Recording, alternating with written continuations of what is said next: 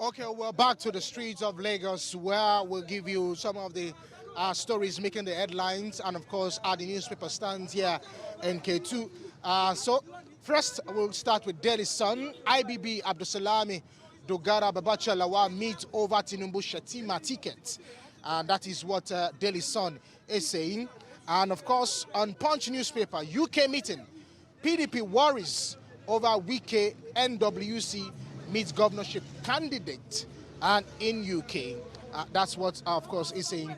And, of course, under it, you see strike. No end in sight. State varsity insists. And on Vanguard newspaper, Wike will work for Tinubu, says Masari, as Atiku jet out. That's, of course, coming from the Katsina State governor. Then you now see from this day, Wike Tinubu pact is real. It will work for us, says Ibrahim Masari, and that is, of course, talking about the governor of Katsina State. But I have some of the newspaper readers here, and of course, they will be talking to me about stories that interest them. Tell me, which story interests you today?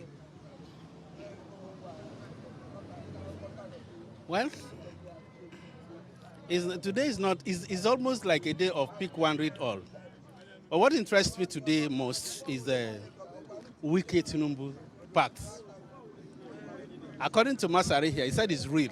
Well, nothing is real until it becomes real anyway.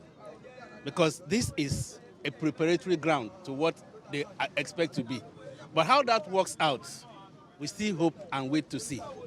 Because I know Wike is a very stubborn person. He's a very stubborn leader. For now, Tinubu is desperately looking for a stronghold from PDP to work with him, so as to pave way for PDP to work with him. But you can never take... When you say that it's desperately, he wants to have a stronghold from PDP, how do you mean?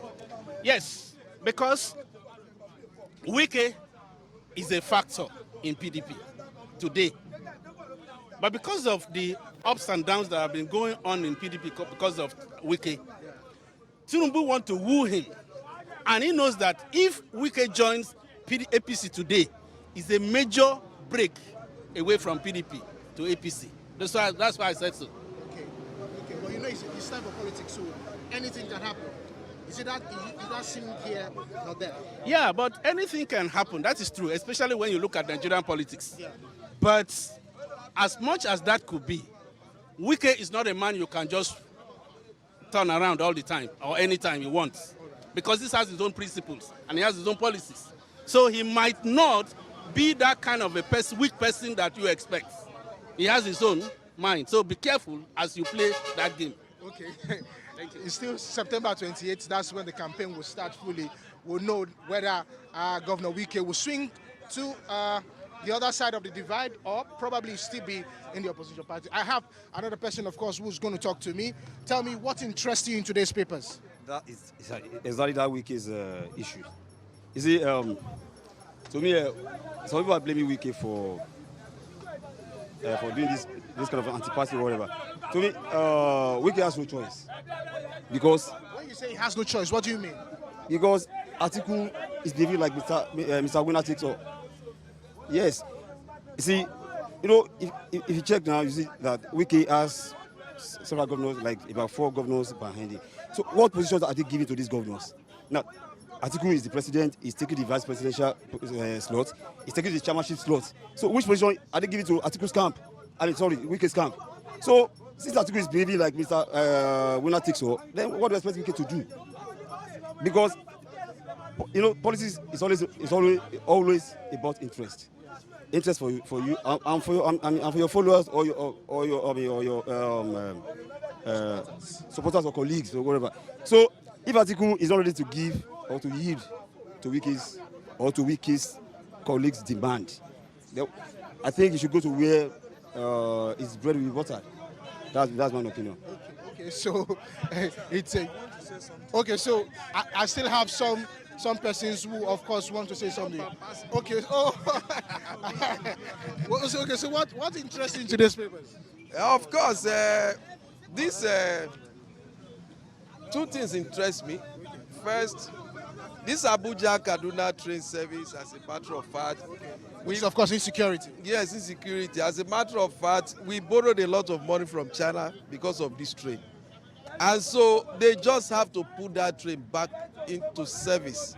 I'm believing God that they've paid all the ransom that the bandits want so that they can release the people captured.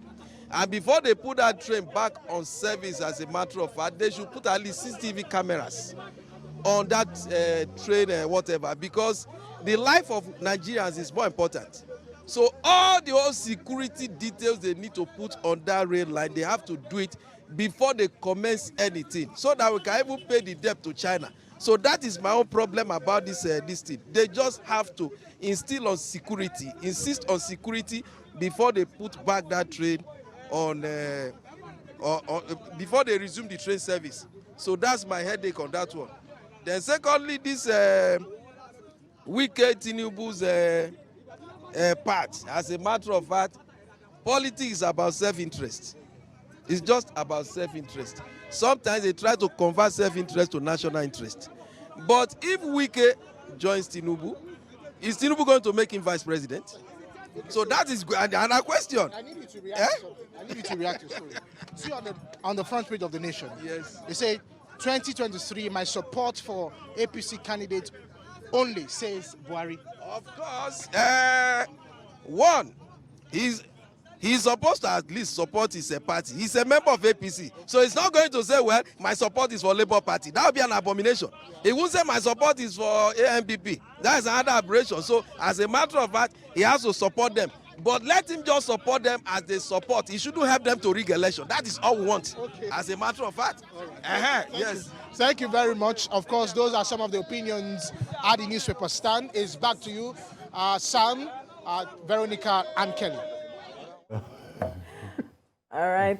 Thank you, Demola Lawrence, for bringing us reactions from the newspaper stand. I particularly like that part where the guy said, if the president does not support the APC, that's an abomination. Yeah, well, of course, that's the lead story of the nation today. But the point is that there's more to the story, because it was talking about defections and so on, loyalty, and that maybe it will maybe some people think that he's supporting some of the aggrieved people in the party. So it's a story that talks of party fidelity, and it is, of course, the guy was right on the newsstands that you cannot just decide to support them to rig election, and that's not what Buhari was saying. Buhari is the last person to want to do that. Absolutely. So, but I'm also wondering why exactly the support of Mr. President should be questioned for the party. He's the leader of the party. No, yes, he's the leader of the party, but I'm wondering why his support, why are there rumors, why are there insinuations as per if he's going to give his support or not. That's my worry. You know, the reason is that they don't hear much from the president, and people around, there's a void. People around try to say, look, Mr. President is for you, Mr. President. Without evidence. So that was what happened.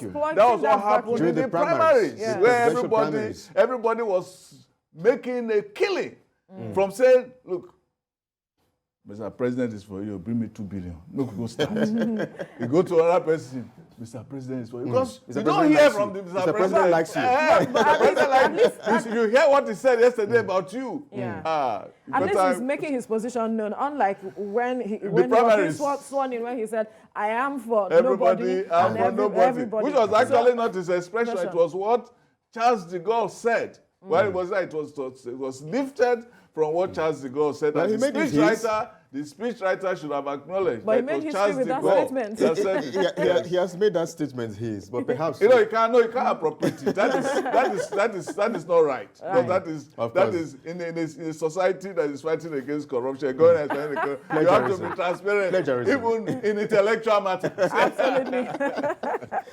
Oh my word.